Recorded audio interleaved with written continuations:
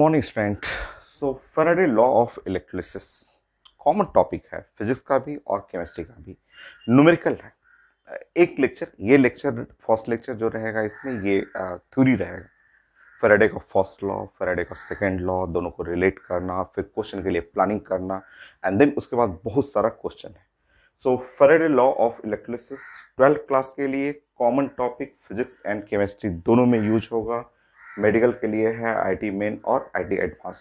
Numerical है। First lecture हम लोग थ्योरी फैराडे का लॉ पढ़ेंगे। हम लोग स्टार्ट करते हैं। So first law of electrolysis, पहले Faraday first law of electrolysis number 1।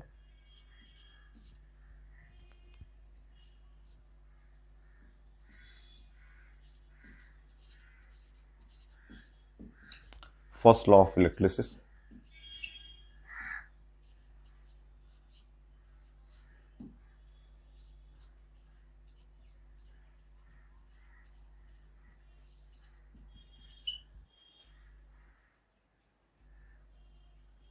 ये Faraday first law of electrolysis. देखिए, पहले एक ड्राइंग करेंगे और ड्राइंग करके फिर हम लोग स्टेटमेंट लिखेंगे। सो ड्राइंग के लिए हम लोग एक वोल्टामीटर बनाते हैं।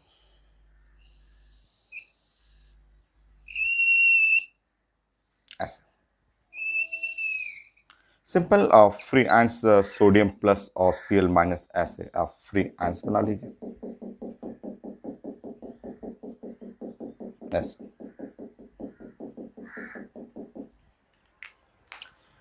और इलेक्ट्रोड लगा दीजिए।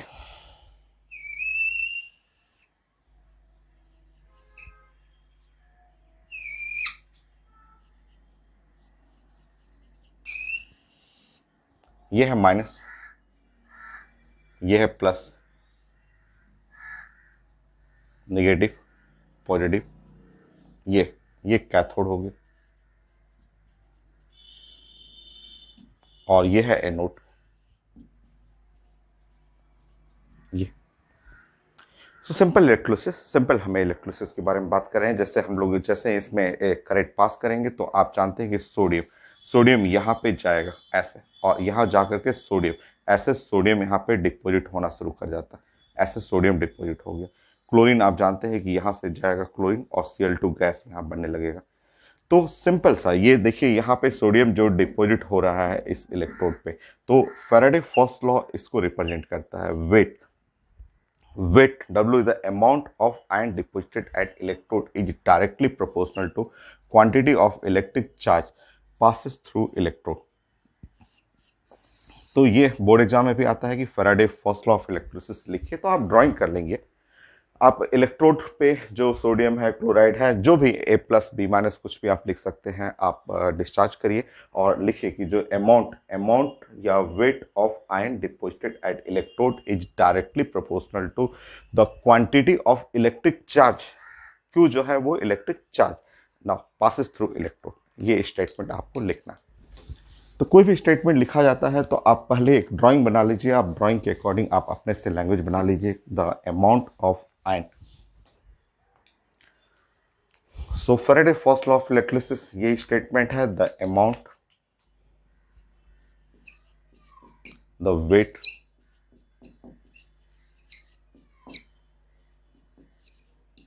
Of ions deposited at electrode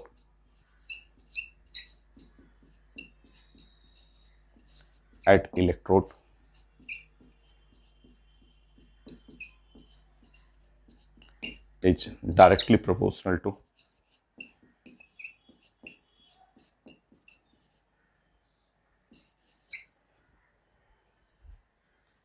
proportional to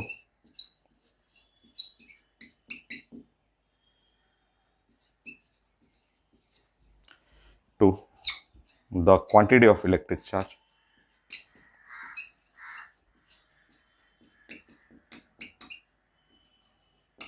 electric charge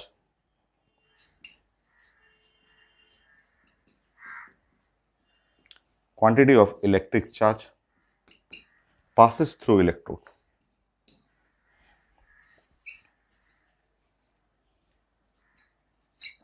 through electrode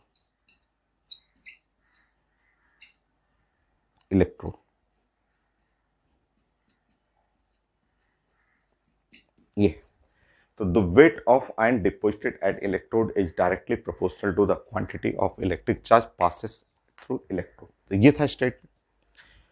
बाकी उसको कई फॉर्म में आप प्रेजेंट कर सकते हैं, और दूसरा फॉर्मेट जो है वो ऐसे।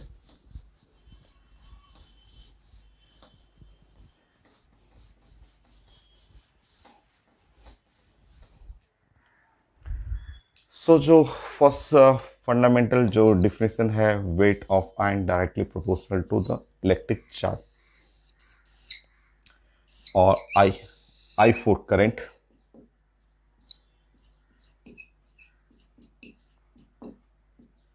T for time. तो आई इज इक्वल टू होता है Q बाई टी। तो जो चार्ज हुआ Q इज इक्वल टू हो गया I इंटू टी, ऐसे। तो आप वहाँ पे आप रिप्लेस कर सकते हैं, जो weight of ion directly proportional to charge, उसकी जगह आप रिप्लेस कर सकते हैं weight of ion directly proportional to I into T. ये रिप्लेस कर सकते हैं।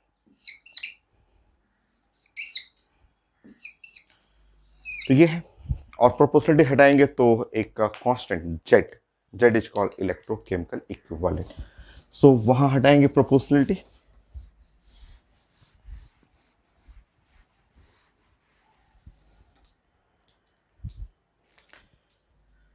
W जो proportional to I into T है, तो प्रोपोर्शनलिटी हटाएंगे तो ये हो गया जेड आई टी ऐसे, where Z is constant of proportionality, जिसको इलेक्ट्रोकेमिकल इक्विवेलेंट बोलते हैं। जेड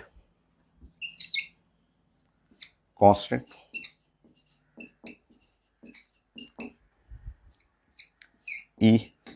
ई बोलते हैं, जिसका नाम हुआ ECE को इलेक्ट्रोकेमिकल इक्विवेलेंट। तो electrochemical equivalent.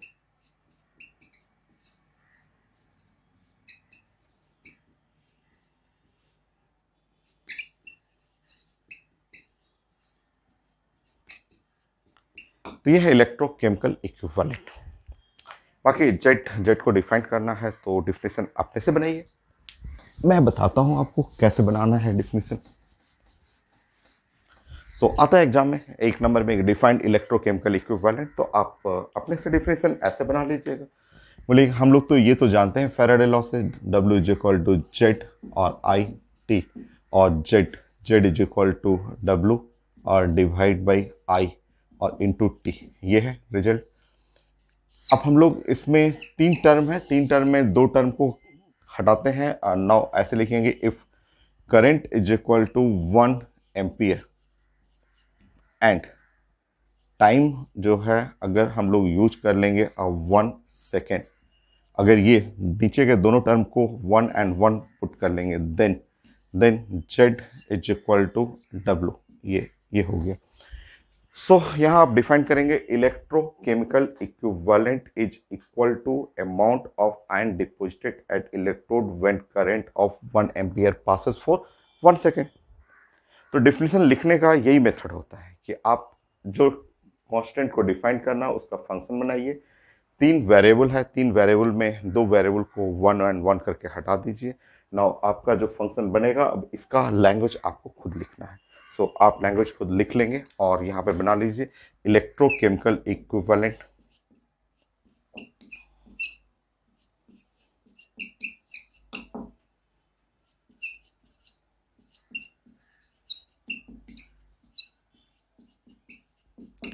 Is equal to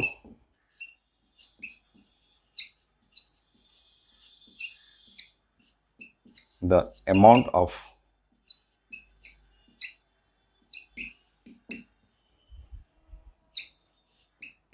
ions deposited at electrode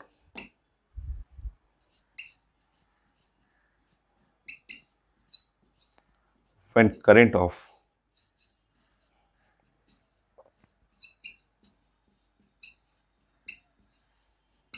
1 ampere flow for 1 second. हो गया। तो Faraday first law of electrolysis यही है। Next second law of electrolysis.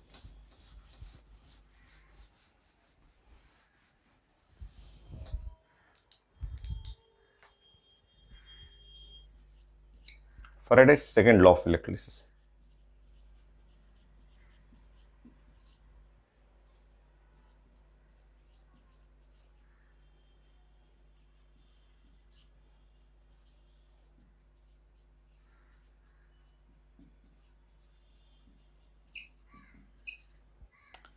So Faraday's second law of electrolysis.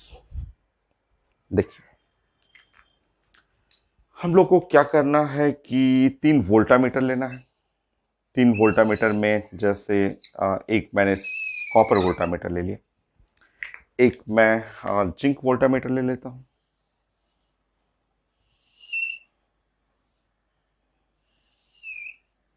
और एक मैंने silver voltameter ले लिया।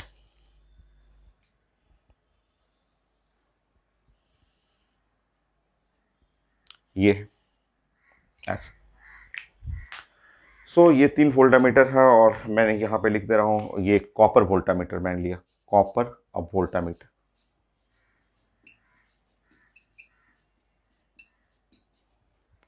जिसमें CuSO4 है कॉपर और SO4 2- ये आयंस CuSO4, ये कॉपर वोल्टामीटर।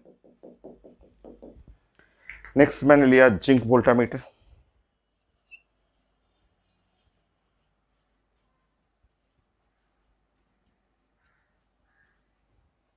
सो Zn प्लस प्लस SO4 2- ऐसा।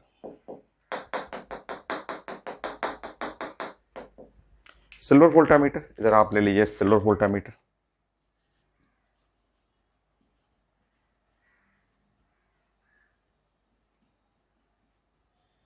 जिसमें Ag plus sulphate ion SO4 2- ऐसे। ठीक, और तीनों को सीरीज कॉम्बिनेशन करना है, तीनों को कंबाइन करना है सीरीज में, सीरीज कॉम्बिनेशन करना है। और सीरीज कॉम्बिनेशन के लिए ये ऐसे अटैच कर लेंगे, इसको अटैच मैंने कर लिया और इसको ऐसे अटैच कर लिया।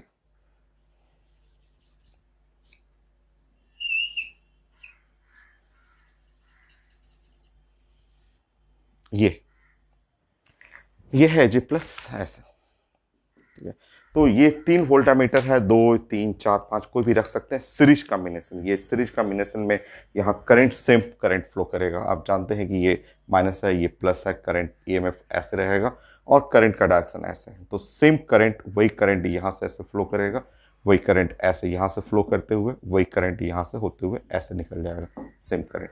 तो वो करंट ऐसे आ रहा है। ठीक है, तो ये सीरीज कॉम्बिनेशन है 2 और more voltameter in series, series में रखना है आपको। तो यहां पे है सीरीज कॉम्बिनेशन।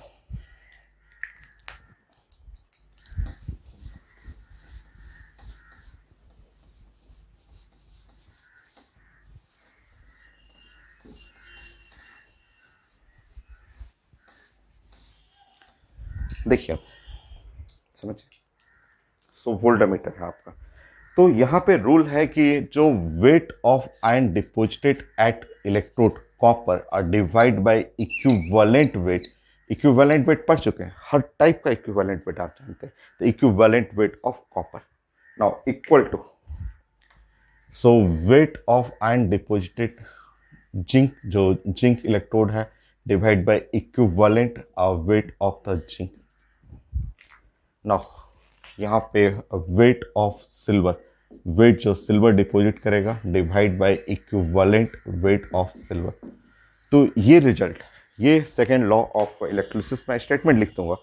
तो अगर सीरीज कॉम्बिनेशन में है तो wait divide by equivalent weight of ion, wait divide by equivalent weight of ion, और यहाँ wait of ion divide by equivalent weight of ion. और इक्विवेलेंट वेट आप ऐसे लिख सकते हैं कि wait of copper divide by equivalent wait. Copper पे चार्ज होता है 2 पॉजिटिव, 63.6 होता है, 63.6 इसका atomic weight divide by 2। Now equal to weight of zinc जो डिपॉजिट हो रहा है, equivalent weight of zinc.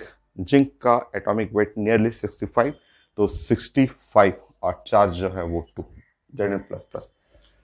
Now wait of silver जो है वो यहाँ पे W सिल्वर, और इसका इक्विवेलेंट वेट 108, एटॉमिक वेट 108 अब बाई 1 ये है। तो फोर्थ सीरीज कॉम्बिनेशन के लिए ऐसे आप लिख सकते हैं कि वेट और divide by equivalent weight is equal to constant, ये है कांस्टेंट, ऐसे ये लिख सकते हैं।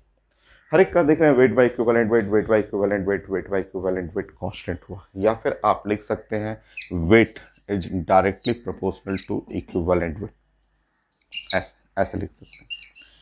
सो आप स्टेटमेंट, ये है आपका सेकेंड लॉ ऑफ इलेक्ट्रोलिसिस का स्टेटमेंट। अब बनाना स्टेटमेंट कि फॉर सीरीज कॉम्बिनेशन ऑफ 2 और more voltameter, so series combination है 2 3 4 5, the weight of ion deposited at electrode is directly proportional to the equivalent weight of the ion. तो ये है second law of electrolysis. पहले drawing करेंगे ना, उसके बाद आप देख रहे हैं कि W/E ये रेशियो कांस्टेंट है और इस कांस्टेंट को हटाएंगे तो डायरेक्टली प्रोपोर्शनल लिख सकते हैं आपको। अब स्टेटमेंट लिखिए, for series combination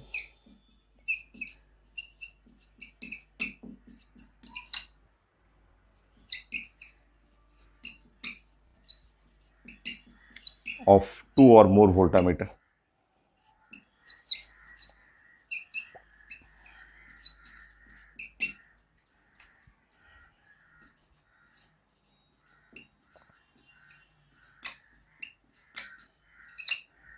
the weight of ion deposited at electrode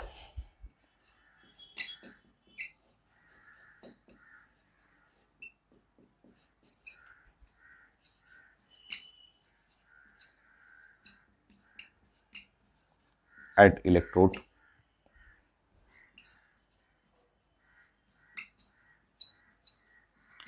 is directly proportional to the equivalent weight, is directly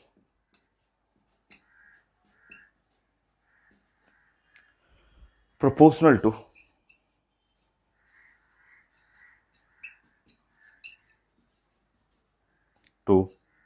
the equivalent weight of ion.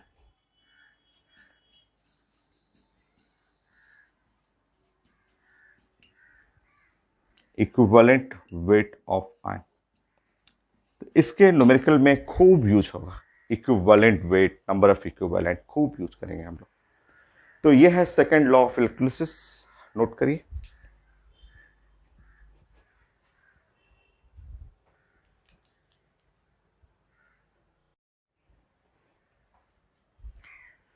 So Faraday second law हो गया। अब हम लोग को दोनों फर्स्ट लॉ और second law को relate करना है। So relation between E and Z,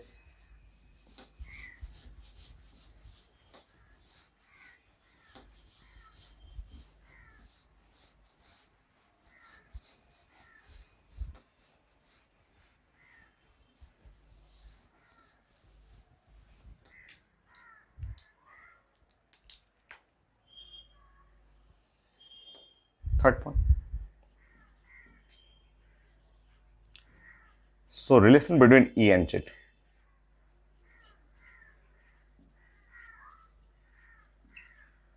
Z Z जो electrochemical equivalent first law, and E जो इक्विवेलेंट वेट है सेकेंड लॉ, उसमें रिलेट करना है।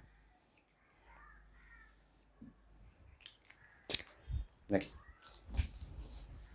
फिगर पहले बनाते हैं।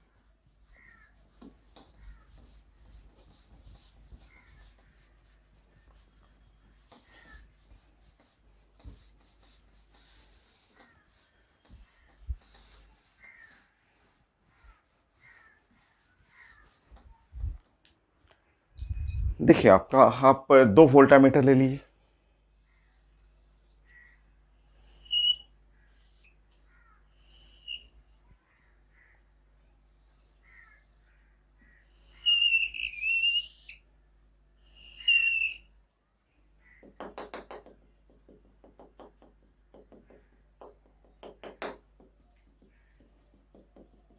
ये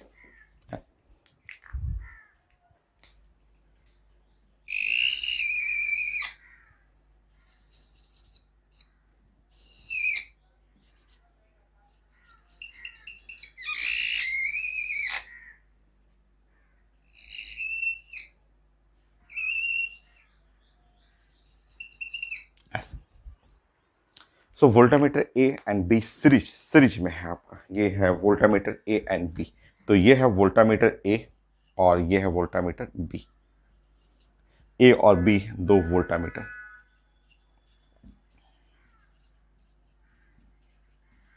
ठीक है, सीरीज में नो यहाँ पे जो वेट ऑफ आयन डिपॉजिट हो रहा है डब्ल्यू ए और डब्ल्यू बी।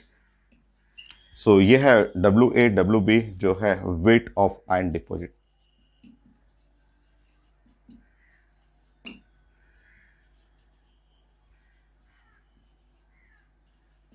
ये सो वोल्टामीटर ए और बी और जहां वेट ऑफ आयन डिपॉजिट हुआ डब्ल्यू ए डब्ल्यू बी।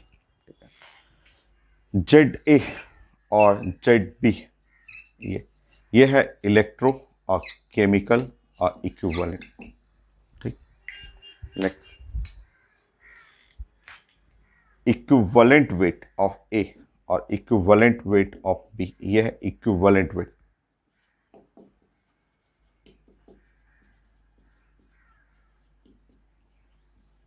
ये इक्विवेलेंट वेट। ना यहां से इक्वल करंट सीरीज में है, ये सीरीज है, दोनों वोल्टामीटर सीरीज में। सो इक्वल करंट, ये करंट इक्वल करंट पास करेगा और T4 time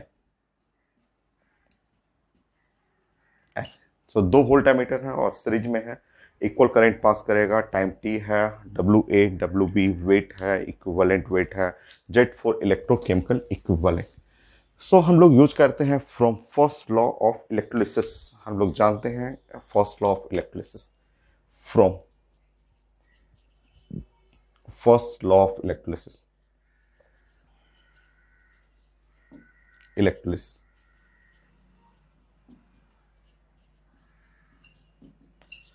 first law of electrolysis अगर यूज कर रहे हैं तो आप जानते हैं कि W A is equal to Z ए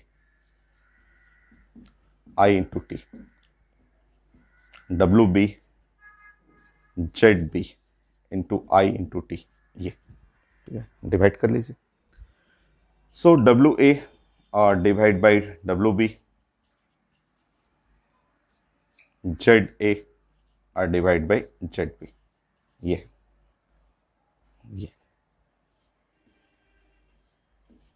ऐसे। ये है equation number 1, equation number 1। Now from second law of electrolysis, Faraday का second law, from second law of electrolysis, second law electrolysis.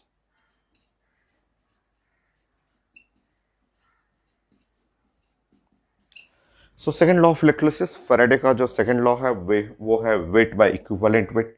So W A divide by equivalent weight of the A is equal to W B divide by equivalent weight of the B. ये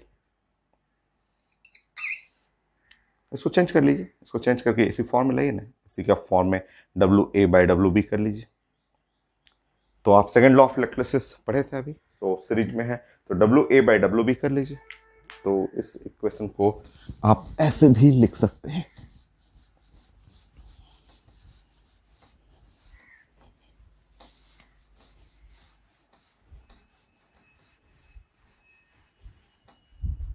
इसको आप ऐसे लिख लीजिए, W A by W B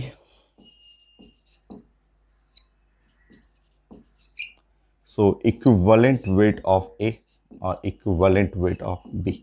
तो यह है equation number 2, ऐसे इक्वेशन नंबर 2। ठीक, अब 1 एंड 2 को इक्वेट करेंगे या रिलेट करेंगे फ्रॉम 1 एंड 2। सो रिलेट करिए from 1 and 2, from 1 and 2, 1 and 2 को रिलेट करेंगे तो E A divide by E B is equal to यहाँ पे जेड ए और डिवाइड बाई जेड बी, ऐसे कर लीजिए। So W A by W B, यहाँ पे W A by W B relate करिए आगे। सो आप चाहें तो लिख सकते हैं ई ए और divide by Z A is equal to E B और डिवाइड बाई जेड बी ऐसे। या फिर आप लिख सकते हैं E by Z, E by Z is equal to constant ये। So E by Z, E A by Z A, E B by Z B, या ई बाई जेड कॉन्स्टेंट। या आप इसको रिप्लेस करेंगे तो ई आप proportional to Z, E proportional to Z ऐसे ऐसे रिप्लेस करेंगे तो ई प्रोपोर्शनल टू जेड। तो ई बाई जेड कॉन्स्टेंट हुआ, या ई प्रोपोर्शनल टू जेड, और प्रोपोर्शनलिटी हटाएंगे तो ये एक कांस्टेंट हम लोग यूज करते हैं एफ, एफ इंटू जेड। तो E is equal to F into Z. F जो है फैराडे कांस्टेंट है, तो रिप्लेस कर लेंगे तो E is equal to F into Z. तो यही दोनों में रिलेशन। तो फर्स्ट लॉ सेकेंड लॉ दोनों को रिलेट करिए, सॉल्व करते जाइए तो ई प्रोपोर्शनल टू जेड आता है। प्रोपोर्शनलिटी हटाने के लिए जो एफ, एफ एक कांस्टेंट है, इस कांस्टेंट को फैराडे कांस्टेंट बोलते हैं।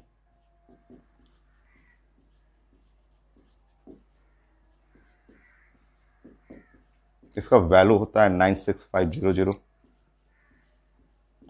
कूलॉम। तो इस तरह रिलेशन ई और जेड में रिलेशन आपको मिल गया कि ई इज इक्वल टू और जेड एफ इंटू जेड ये, या जेड, जेड के जगह आप लिख सकते हैं ई और डिवाइड बाई एफ, या जेड के जगह आप लिख सकते हैं ई और एफ, एफ का मतलब हुआ 96500 ये। और जो रिलेशन था आपका ये, उसको आप इस फॉर्म में भी प्रेजेंट कर सकते हैं। सो जो रिलेशन था आपका, ये relation weight is equal to और जेड इंटू आई टी पढ़ते थे ना, weight is equal to Z into Q ऐसे पढ़ते थे। So Z into I T, Z Z की जगह पुट कर लीजिए, ठीक है। तो क्वेश्चन बनाने में ये काफ़ी हेल्प करता है, जेड के जगह E into Q divide by 96500,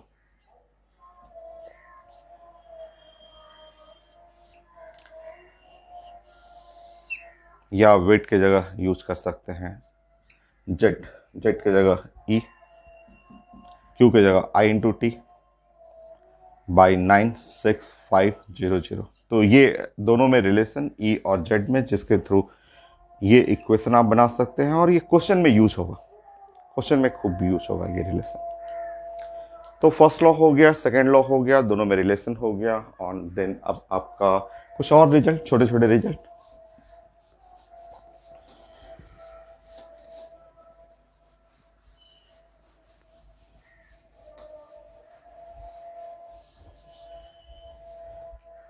fourth point,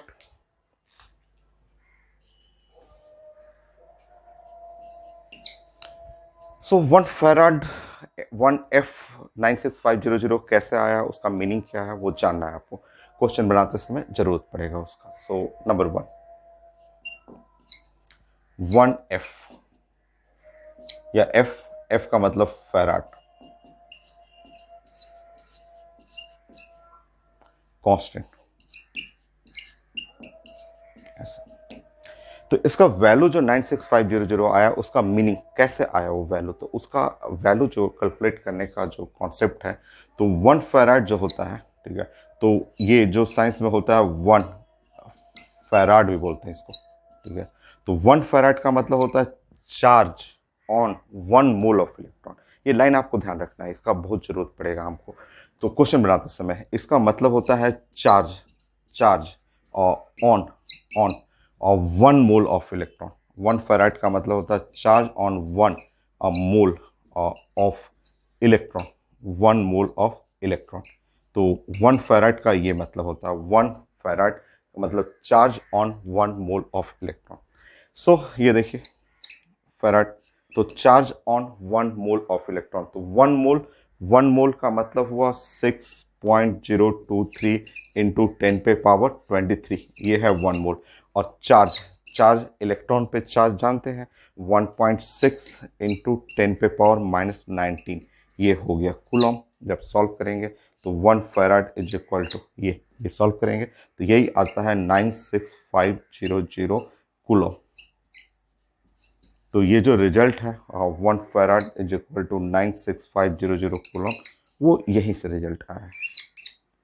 तो इसका मीनिंग आपको जानना है कि 1 फैराड एफ जो कांस्टेंट है, charge on 1 mole of electron.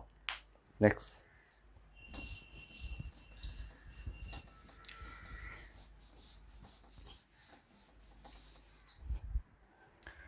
कहीं 5 फैराड लिखा हुआ है तो उसका मीनिंग तुरंत आप समझ जाना है सेकंड पॉइंट की। अगर आपको लिखा हुआ है, कोई बोलता है 5 फैराड, 5 फैराड का मतलब हुआ 5 और एफ मतलब चार्ज ऑन, तुरंत ऐसे बोलना है कि चार्ज ऑन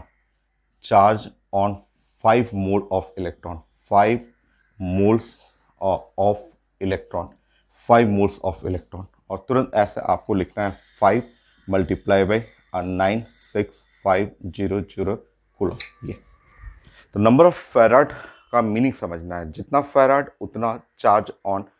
जैसे 1 फैराड है, charge on 1 mole of electron.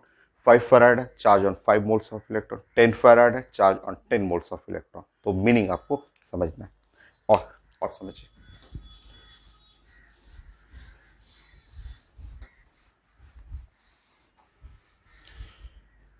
Farad को रीड करना सीखिए, वो प्रैक्टिस जब हम लोग क्वेश्चन करेंगे ना, उसमें और अच्छा क्लियर होगा आपको। सो थर्ड पॉइंट, ये लाइन भी बड़ा फेमस है, क्वेश्चन बनाने में बड़ा हेल्प करता है। तो आपका 1 फैराड, इसका मतलब होता है just equal to 1 equivalent, equivalent 1 equivalent. 1 farad means 1 equivalent. ये 5 फैराड 5 इक्विवेलेंट। तो 5 farad 5 equivalent. Number of farad, number of equivalent exactly same होता है। Number of farad, number of equivalent exactly same. हम लोग नंबर ऑफ इक्विवेलेंट पढ़ चुके हैं, उसको रिलेट करेंगे नंबर ऑफ फैराड, उसी नंबर ऑफ फैराड से फिर कैलकुलेट करेंगे चार्ज कितना है, कितना इलेक्ट्रॉन इन्वॉल्व हो रहा है। तो आपको ये रिजल्ट भी जान रखना है, इससे बहुत सारे क्वेश्चन में हेल्प मिलेगा। नंबर ऑफ फैराड और number of equivalent exactly same होता है।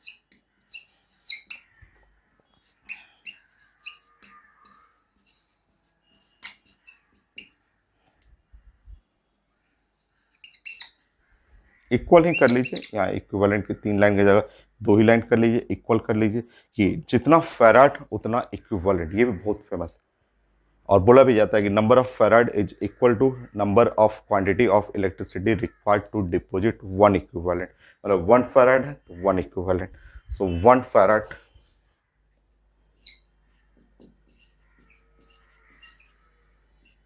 Is the quantity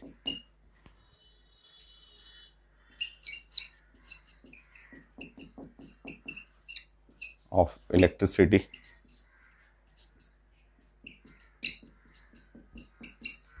which deposit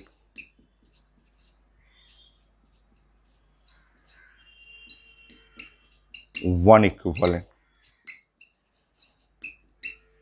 so 1 equivalent कोई भी आयंस एट इलेक्ट्रोड।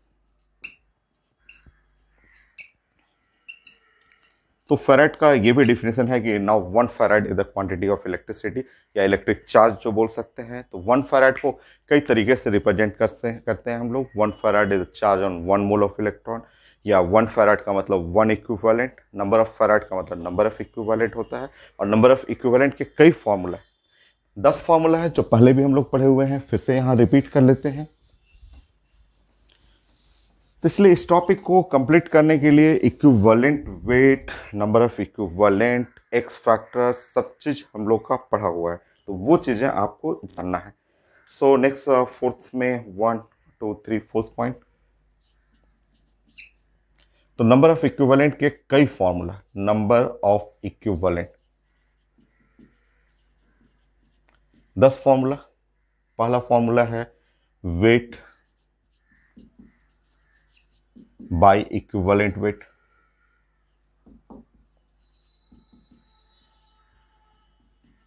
तो नंबर ऑफ इक्विवेलेंट का मतलब हुआ wait by equivalent wait. 10 different form में प्रेजेंट करिए इसको। नंबर ऑफ इक्विवेलेंट का मतलब हुआ wait divide by equivalent wait.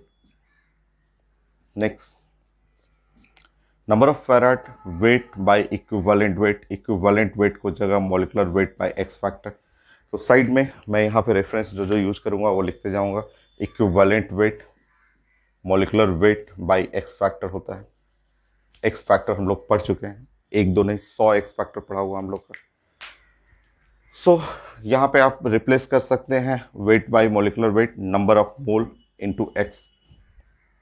N4 number of मोल पढ़े हुए हैं आप। नंबर ऑफ मोल की जगह आप यूज कर सकते हैं molarity into volume, volume in litre, और x ये है नंबर ऑफ इक्विवेलेंट के लिए। अगर वॉल्यूम मिलीलीटर में है तो मोलरिटी वॉल्यूम, अगर वॉल्यूम मिलीलीटर में है तो इनटू x और डिवाइड बाय 1000 ऐसे यूज कर सकते हैं। तो बहुत सारे रिजल्ट हैं, weight by equivalent weight, W by E, equivalent weight molecular weight by x, ये यूज कर सकते हैं। Weight by molecular weight number of mole into x, molarity volume ऐसे लिख सकते हैं, मोलरिटी इनटू वॉल्यूम। नॉर्मेलिटी आप जानते हैं, normality is equal to x into molarity. तो इसको आप नॉर्मेलिटी के फॉर्म में भी आप प्रेजेंट कर सकते हैं, आप इक्वेशन बना सकते हैं normality into volume in litre. So आप यूज कर सकते हैं नॉर्मेलिटी वॉल्यूम मिलीलीटर और डिवाइड बाय 1000। तो कई फॉर्म है आपका 1 2 3 4 5 6 7 8 9 10 और कर लीजिए। आपने अभी रिजल्ट बनाया था, अभी आपने इससे पहले वाले पॉइंट में डिस्कस किया था कि वेट इज इक्वल टू और ई और आई और टी बाई 9 और 6 500। तो आप यहाँ से भी रिप्लेस कर सकते हैं, क्योंकि wait by equivalent weight, weight by equivalent wait की जगह आप नंबर ऑफ इक्विवेलेंट, इसी के आगे आपकी कॉपी में जगह हो तो इसके आगे लिख लीजिएगा, इसके आगे आप लिख लेंगे। तो इसके आगे नंबर ऑफ इक्विवेलेंट में ये आई इंटू टी डिवाइड बाई 96500 ऐसे लिख सकते हैं। Number of equivalent I into T, इसके जगह आप यूज कर सकते हैं क्यू और डिवाइड बाई 96500 चार्ज। और आप जानते हैं number of equivalent is equal to number of farad, तो आप यूज कर सकते हैं नंबर ऑफ फेराड।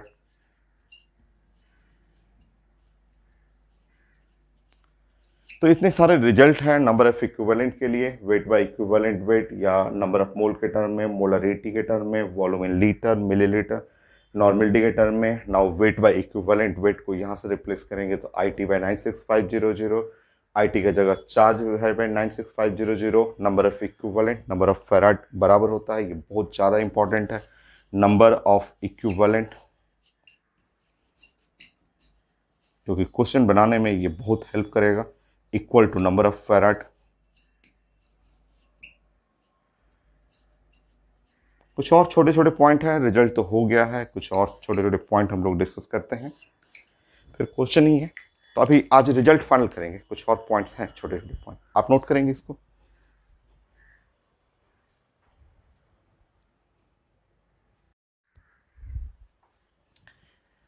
कुछ पुराने रिजल्ट को थोड़ा रिपीट हम लोग कर लेते हैं और उसका जरूरत पड़ेगा क्वेश्चन बनाने के लिए। तो पुराने रिजल्ट जो हम लोग पढ़े हुए हैं,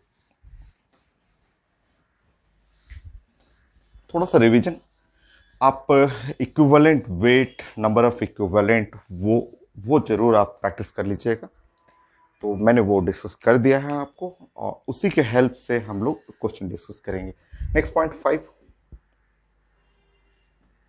नंबर 1, जैसे आप कोई वोल्टामीटर ले रहे हैं, ऐसे मान लीजिए मैंने यहाँ इलेक्ट्रोलिसिस कर दिया और इलेक्ट्रोलिसिस किया यहाँ पे एक्वस और NaCl। तो आप जानते हैं कि यहाँ पे एक्वस का मतलब H प्लस है, OH माइनस है, सोडियम यहाँ पे प्लस हो गया और यहाँ पे Cl माइनस है, ऐसे मैंने कर दिया। ठीक है, मैंने यहाँ पे इलेक्ट्रोड ले लिया,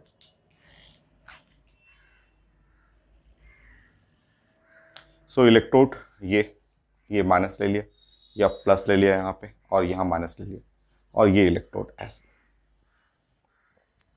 ये है प्लस एनोड और ये है माइनस कैथोड, ऐसा हो गया। ठीक है, सो इलेक्ट्रोलिसिस कर रहे हैं हम लोग। इलेक्ट्रोलिसिस में सोडियम और हाइड्रोजन, सोडियम हाइड्रोजन में यहाँ से आप जानते हैं हाइड्रोजन जाएगा, तो हाइड्रोजन ऐसे जाएगा यहाँ पे। सो ये हाइड्रोजन गैस यहाँ से बना, हाइड्रोजन गैस, ये हाइड्रोजन गैस ऐसे बना, ऐसे। और OH माइनस और Cl माइनस पे से हम लोग जानते हैं कि क्लोरीन, ये Cl माइनस डिस्चार्ज होगा, तो Cl माइनस डिस्चार्ज होगा और यहाँ पे बनेगा क्लोरीन गैस। ये है क्लोरीन गैस ऐसे, ये क्लोरीन गैस बना एट कैथोड और हाइड्रोजन गैस एट एनोड। तो हम लोग जानते हैं कि जैसे इलेक्ट्रोलिसिस कर रहे हैं या कोई रिएक्शन बनाते हैं, तो number of equivalent of hydrogen और number of equivalent of chlorine हमेशा क्या होगा, सेम। या number of equivalent of product at anode या number of equivalent of product at cathode, दोनों सेम होता है।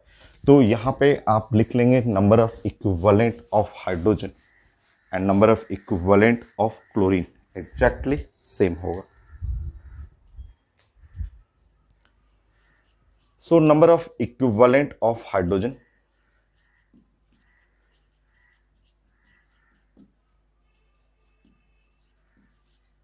exactly same as number of equivalent of chlorine.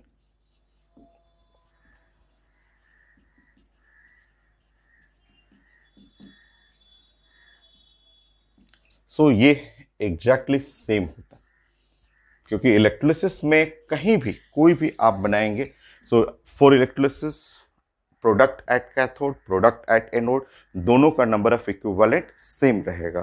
तो for electrolysis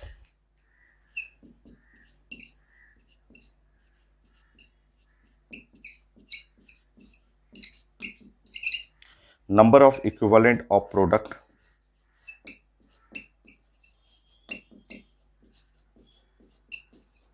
of product at anode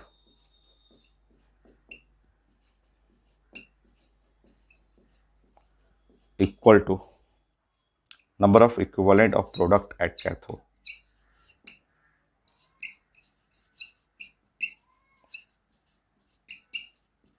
Of product at cathode.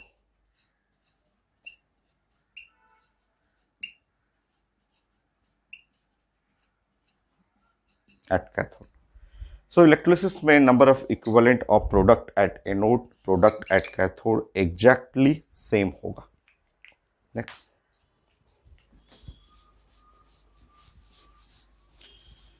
तो हम लोग जानते हैं ये रिजल्ट ऑलरेडी पढ़ा हुआ है, और हाइड्रोजन, ऑक्सीजन, क्लोरीन, इनके बारे में भी हम लोग सब कुछ जानते हैं, थोड़ा थोड़ा रिजल्ट रिपीट करेंगे. So second standard result.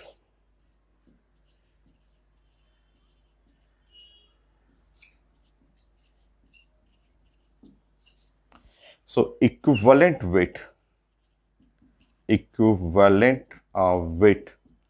of hydrogen, hydrogen का मतलब H या H2 लिखेंगे, तो हाइड्रोजन का इक्विवेलेंट वेट 1 होता है स्टैंडर्ड, और ऑक्सीजन का 8. So equivalent weight of oxygen, oxygen का स्टैंडर्ड रिजल्ट है 8, और इक्विवेलेंट वेट ऑफ क्लोरीन 35.5. तो 35.5 ये स्टैंडर्ड रिजल्ट है.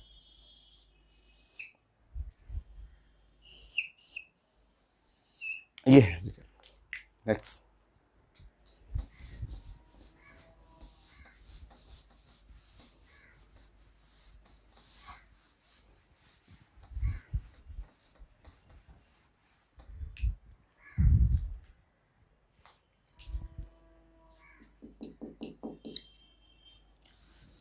वो volume of one equivalent of hydrogen at STP, वो भी बहुत सारा यूज होगा यहाँ पे. सो हम लोग जानते हैं कि volume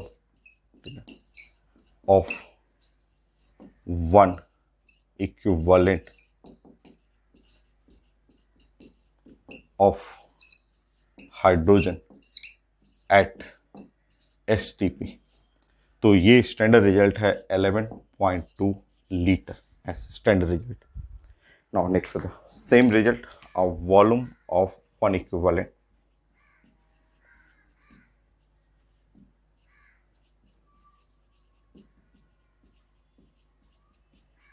of chlorine at HTP। So ये रिजल्ट है 11.2 लीटर ये, और ऑक्सीजन के लिए 5.6 लीटर। क्लास में हो चुका है, सारा रिजल्ट पड़े हुए हैं, इन सब का जरूरत पड़ेगा इस टॉपिक के क्वेश्चन में। तो volume of one equivalent of oxygen at HTP ये है 5.6 लीटर। सब मैं क्लास में प्रूफ कर चुका हूँ, स्टैंडर्ड रिजल्ट है। और अगर आप डाटा को देखेंगे, सब में नंबर ऑफ इक्विवेलेंट सेम है, ठीक है। तो for same number of equivalent, यहां से आप ये सीखेंगे कि for same number of equivalent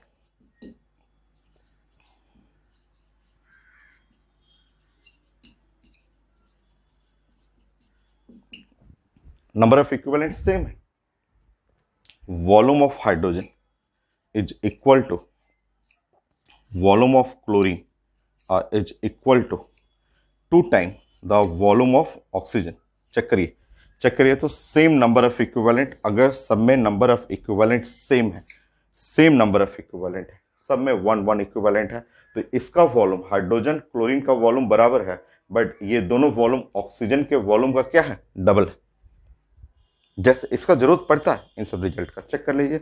volume of hydrogen chlorine बराबर है और 2 time the volume of oxygen.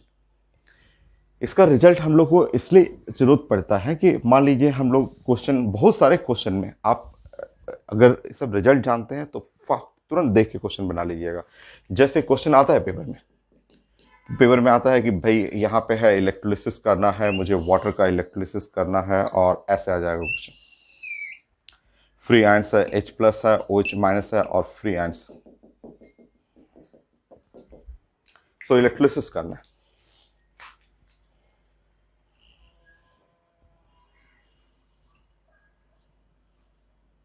ये है प्लस और ये माइनस,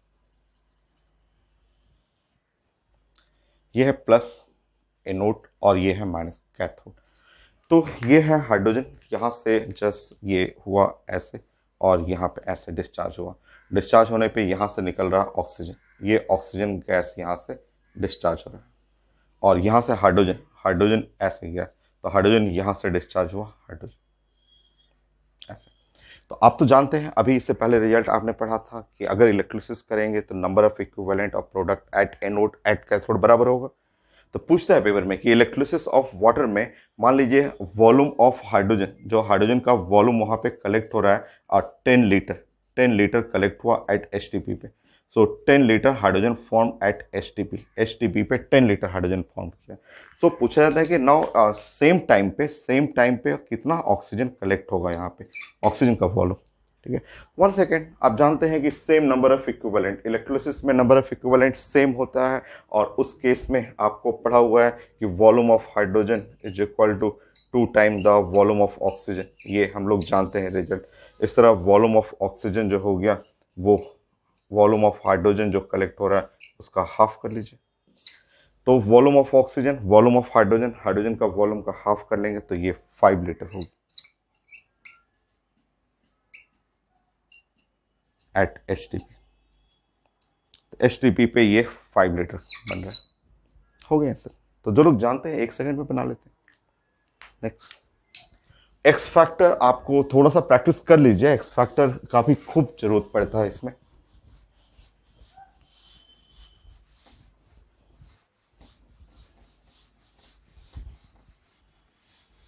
तो एक्स फैक्टर तो 100 आप एग्जाम्पल प्रैक्टिस किए हुए हैं।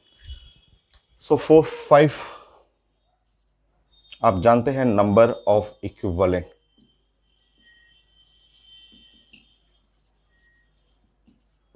सो ये बहुत सारे फार्मूला हैं जिसमें हम लोग n number of mole into x, या मोलरिटी और volume in litre into the x ऐसे यूज करेंगे, या मोलरिटी वॉल्यूम मिलीलीटर में यूज कर रहे हैं तो बाई 1000 इंटू द एक्स, ऐसे into x.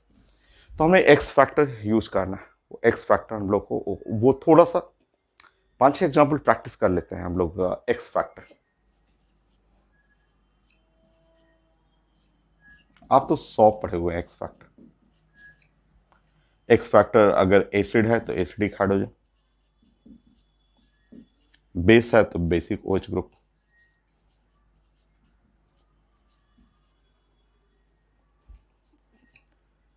Charge on ion, change in oxidation state,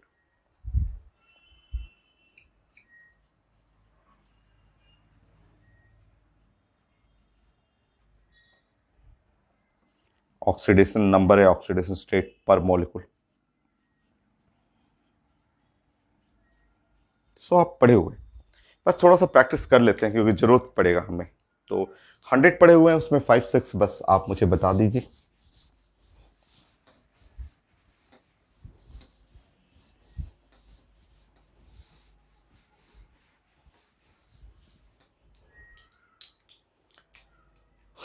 बस थोड़ा मोड़ा बस आप मुझे बता दीजिए कि मान लीजिए मेरा कोई रिएक्शन है और रिएक्शन में सबसे कॉमन जैसे ये सब बहुत सारे क्वेश्चन में आएगा कि I माइनस है और ये मैं I2 बना रहा हूँ और मुझे चाहिए 4I2। 4I2 के लिए मुझे एक्स फैक्टर चाहिए, एक्स फैक्टर 4I2 इस I2 के लिए चाहिए। तो यहाँ ऑक्सीडेशन स्टेट यहाँ पे है -1 है और ये I2 का ऑक्सीडेशन स्टेट यहाँ पे 0 है। ये यहाँ से यहाँ जा रहे हैं तो बोलते हैं लोग change in oxidation state. Change in oxidation state तो 1 का आ रहा है, तो क्या एक्स फैक्टर 1 है? तो आंसर नो, एक्स फैक्टर 2 है। तो चेंज इन ऑक्सीडेशन स्टेट तो 1 का हुआ, बट I2 में अंदर कितने आयोडीन है? 2 आयोडीन। ये change in oxidation state 1 iodine के लिए और I2 में 2 आयोडीन है। तो ये जो I2 में ये जो 2 आयोडीन है, 2 ये है आयोडीन के लिए और ये इसके अंदर 2 आयोडीन है, तो एक्स फैक्टर जो हो गया वो 2। ऐसे पढ़े हुए आप 100 पढ़े हुए भाई, ये तो मैं 3-4 की बात कर रहा हूं, यहाँ पे आप 100 पढ़े हुए। फिर से बताइए।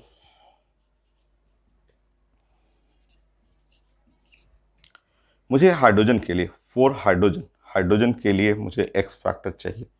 यहाँ इसका ऑक्सीडेशन स्टेट +1 है, यहाँ हाइड्रोजन का ऑक्सीडेशन स्टेट 0 है जब आप यहाँ से यहाँ जाएंगे। सो एक्स फैक्टर जो हो गया वो हाइड्रोजन का एक्स फैक्टर हो गया 1 मल्टीप्लाई बाई ये है 2, तो एक्स फैक्टर जो है वो इक्वल टू 2। ये नेक्स्ट।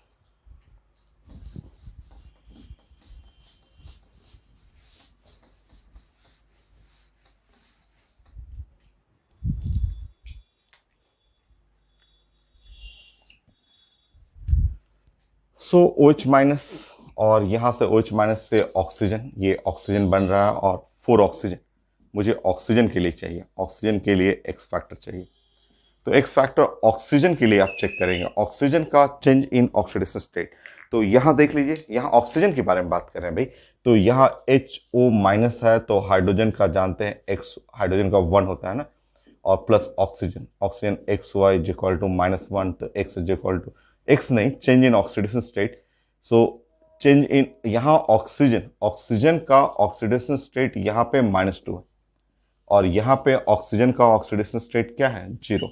तो change in oxidation state of O का बात करें, O का चेंज हुआ 2 से, और O2 में 2 मल्टीप्लाई बाई 2, तो एक्स फैक्टर जो हो गया 4। ये नेक्स्ट, सोडियम पर क्लोरेट 2, सोडियम क्लोरेट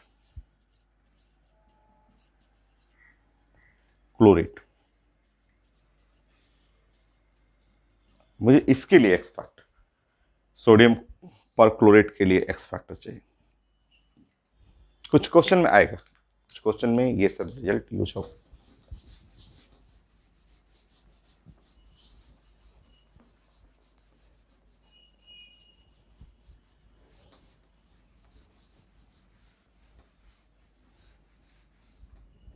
देखिए, आप जानते हैं सोडियम पर क्लोरेट NaClO3 होता है, O4 पर क्लोरेट है। और यहाँ से अगर आप सोडियम क्लोरेट बना रहे हैं तो केमिकल बॉन्डिंग से नेम पड़े हुए हैं NaClO3।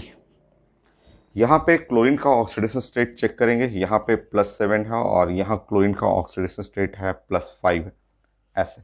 सो यहाँ से यहाँ जाएंगे तो एक्स फैक्टर जो हो गया वो 2 का, एक ही क्लोरीन है तो एक्स फैक्टर 2। नेक्स्ट,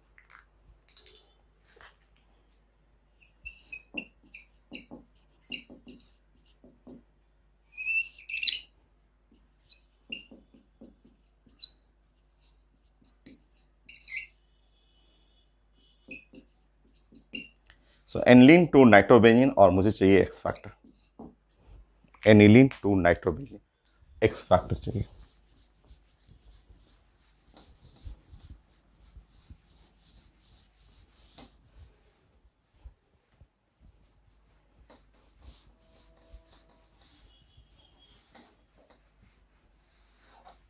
पढ़े हुए हैं, कई बार आप पढ़े हुए हैं, बॉन्डिंग पढ़े हुए हैं, पीरियोडिक टेबल में पढ़े हुए हैं, इक्विवेलेंट वेट में पढ़े हुए हैं, यहाँ चौथी बार आप पढ़ रहे हैं आप।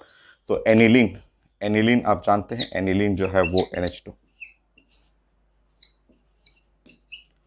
यहाँ ऑक्सीडेशन स्टेट ऑफ नाइट्रोजन यहाँ -3 हो जाएगा और ये नाइट्रोबेंजीन, नाइट्रोबेंजीन बनाएंगे तो यहाँ ऑक्सीडेशन स्टेट नाइट्रोजन का +3, ये है ऑक्सीडेशन स्टेट ऑफ नाइट्रोजन +3, ऐसे। तो यहाँ से यहाँ जब आप जाएंगे तो एक्स फैक्टर जो है वो 3, सो ये ऐसे, ओ सॉरी 3 नहीं, 3 -3, तो एक्स फैक्टर जो है वो 6, ऐसे। पढ़े हुए कई बार पढ़े हुए, मिस्टेक हो गया था। नेक्स्ट, सो KMnO4, अगर ये KMnO4 यहाँ से यहाँ पे जा रहा है मैग्नीज +2 में, 10 बार पढ़ा हुआ है।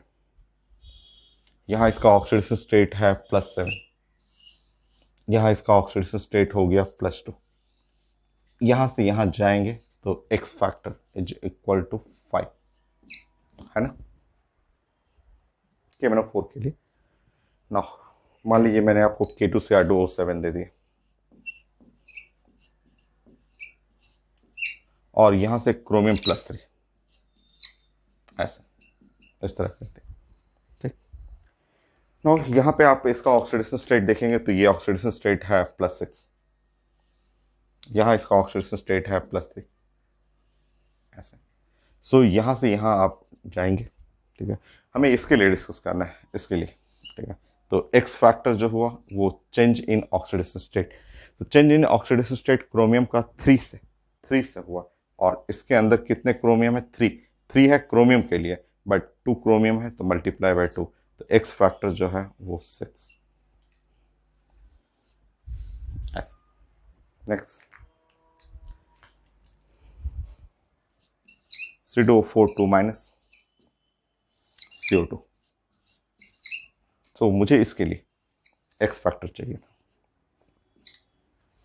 पढ़ा हुआ है, कार्बन का ऑक्सीडेशन स्टेट यहाँ कैलकुलेट करके देख लीजिए, यहाँ कार्बन का ऑक्सीडेशन स्टेट है +3 और यहाँ कार्बन का ऑक्सीडेशन स्टेट है +4, so decrease in oxidation state of carbon atom तो 1, और कार्बन के लिए मल्टीप्लाई बाय 2, ये 2, तो x factor is equal to 2, ऐसे हो गया।